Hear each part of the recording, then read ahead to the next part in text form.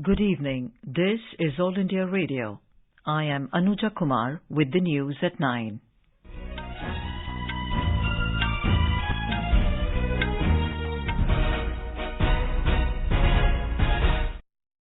The headlines. Prime Minister Narendra Modi chairs high-level meeting to assess COVID-19 situation in the country. Advises states to audit COVID-specific facilities to ensure operational readiness of hospital infrastructure. Government to conduct random scanning of international passengers to minimize risk of entry of new variants into the country. Centre says 1,47,000 persons appointed through Rozgar Melas in various ministries. Parliament passes bills to include Narikoravan and Kurivikkaran communities in list of scheduled tribes in Tamil Nadu and Betta Kuruba community in Karnataka. 2,841 athletes selected in 21 sports disciplines under Khelo India Scheme. And in cricket, Bangladesh bowled out for 227 in first innings on day 1 of the second test match. India 19 for no loss at stumps.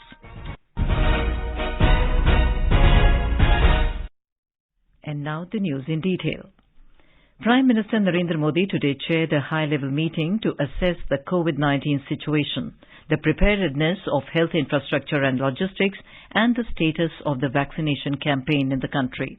He also reviewed the emergence of new COVID-19 variants and their public health implications. This high-level review meeting comes against the backdrop of a spike in COVID-19 cases in some countries. During the meeting, the Prime Minister cautioned against complacency and advised strict vigil. Reiterating that COVID is not over yet, Mr. Modi directed the officials to strengthen the ongoing surveillance measures, especially at international airports.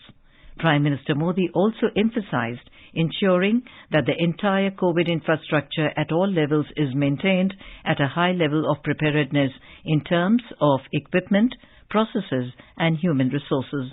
He advised the states to audit COVID-specific facilities to ensure the operational readiness of hospital infrastructure, including oxygen cylinders, PSA plants, ventilators, and human resources. Mr. Modi directed officials to ramp up testing and also genomic sequencing efforts, and states have been asked to share a large number of samples with the designated genome sequencing laboratories for genome sequencing on a daily basis. This will support the timely detection of newer variants, if any, circulating in the country and facilitate undertaking requisite public health measures. In view of the upcoming festive season, the Prime Minister has urged everyone to follow COVID-appropriate behavior, including wearing masks in crowded public places. He also urged that precautionary doses must be encouraged, especially for vulnerable and elderly groups. During the meeting, Prime Minister Modi also advised to regularly monitor the availability and prices of essential medicines. The government today said that it is monitoring the global situation and the challenges posed by multiple variants of COVID-19 and undertaking the required public health measures. RT-PCR testing of all international passengers will start at all international airports to minimize the risk of the entry of new variants into the country. Union Health and Family Minister Dr. Mansukh Mandavia today made a statement in both Houses of Parliament and said the government is committed to undertake all required measures towards managing this ongoing pandemic and need to continue collective fight against it with perseverance and determination. राज्यों को genome sequencing बढ़ाकर सभी positive केसों का genome sequencing करने की सलाह दी गई है।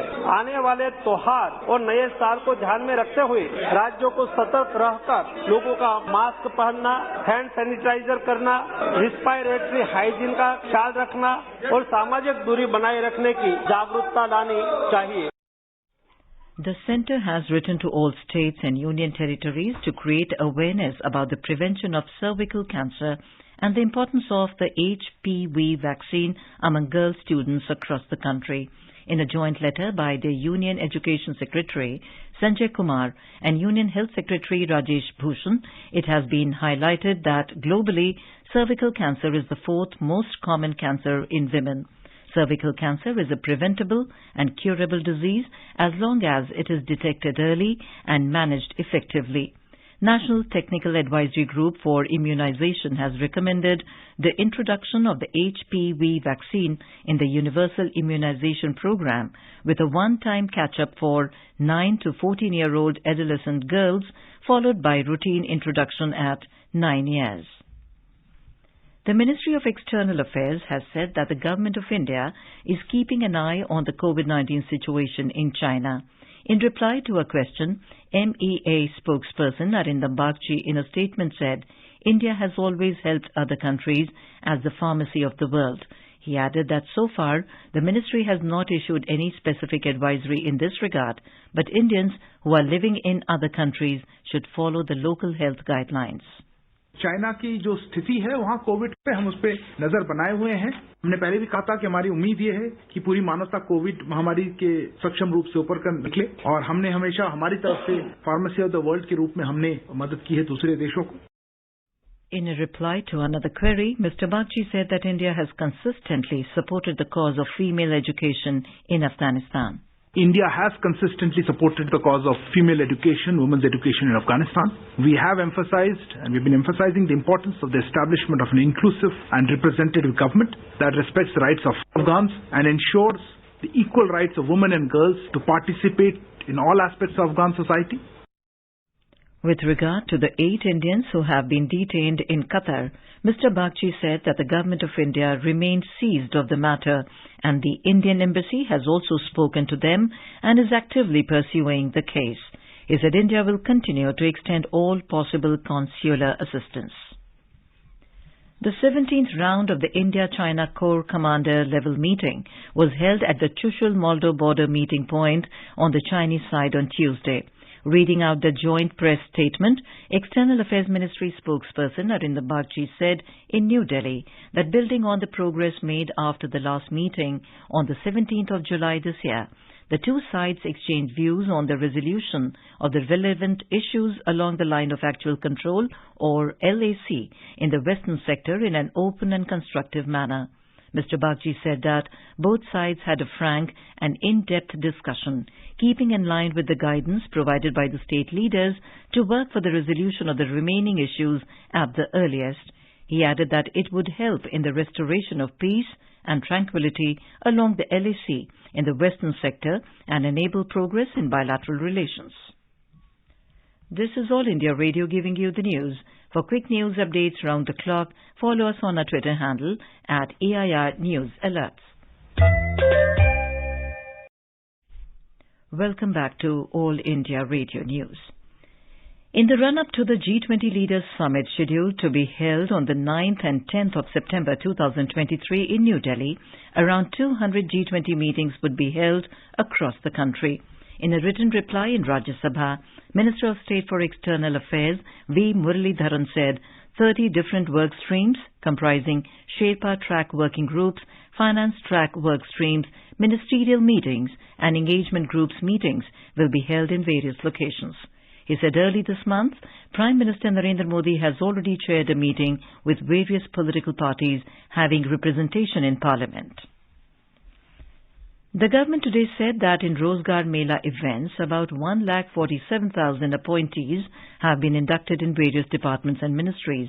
In a written reply in Rajya Sabha, Personal, Public Grievances and Pensions Minister of State, Dr. Jitendra Singh said various levels of appointments have taken place in 49 departments. The Parliament has passed the Constitution Scheduled Tribes Order Second Amendment Bill 2022 with Rajya Sabha approving it today. The bill has already been passed by Lok Sabha. The bill seeks to amend the Constitution Scheduled Tribes Order 1950 to modify the list of scheduled tribes in Tamil Nadu. The bill includes Narikoravan and Kurivikkaran communities in the list of scheduled tribes in Tamil Nadu. Replying to the discussion, Tribal Affairs Minister Arjun Munda said, irrespective of tribal communities' less population, Prime Minister Narendra Modi-led government considered them equally. Mr. Munda said several dialects related to the tribal communities are safeguarded through the new education policy. The Parliament has also passed the Constitution Scheduled Tribes Order Fourth Amendment Bill 2022, with Rajya Sabha approving it today. The bill has already been passed by Lok Sabha. The bill will amend the Constitution Scheduled Tribes Order 1950 for the inclusion of the Betta Kuruba community in the list of scheduled tribes in relation to the state of Karnataka. Union Minister for Youth Affairs and Sports Anurag Singh Thakur has said that currently, under Khelo India Scheme, 2,841 athletes have been selected as Khelo India athletes across the country in 21 sports disciplines. In a written reply to a question in the Rajya Sabha, Mr. Thakur said that under the Sports Competition and Talent Development component of the scheme, they are selected based on their performance in the Khelo India Games, National Championships or Open Selection Trials. The government has said that the National Disaster Management Authority and India Meteorological Department are working with 23 states to develop heat action plans. Earth Science Minister Dr. Jitendra Singh said this in a written reply to a question in Rajya Sabha today. The winter session of Parliament will adjourn sine die tomorrow, 6 days ahead of its schedule. During 0 hour in the Lok Sabha today, when the opposition members were protesting, demanding discussion on the India-China border issue, Parliamentary Affairs Minister Prahlad Joshi said the Business Advisory Committee has decided to adjourn the House sine die tomorrow. National Yuva Janotsav will be inaugurated by Prime Minister Narendra Modi in Hubli, Dharwad on the 12th of January. The Sports and Youth Empowerment Minister of Karnataka, Dr. Narayana informed the media persons in Belagavi today that the national level event will be held in Hubli, Dharwad from the 12th to the 16th of January. Every state will send 7,500 young artists and department officials to attend the event. Entries are invited from public on the logo, mascot and the theme for the 26th edition of the Youth Festival. The best logo, mascot and the theme will be used during the Youth Festival. The last date to submit entries to nyf2023@gmail.com is the 28th of December. The Petroleum and Natural Gas Ministry is organizing a day-long, one-of-its-kind musical event, Dance to Decarbonize, at National Stadium in New Delhi tomorrow. The ministry has informed that the renewable energy generated through dance will be used to charge electric vehicles.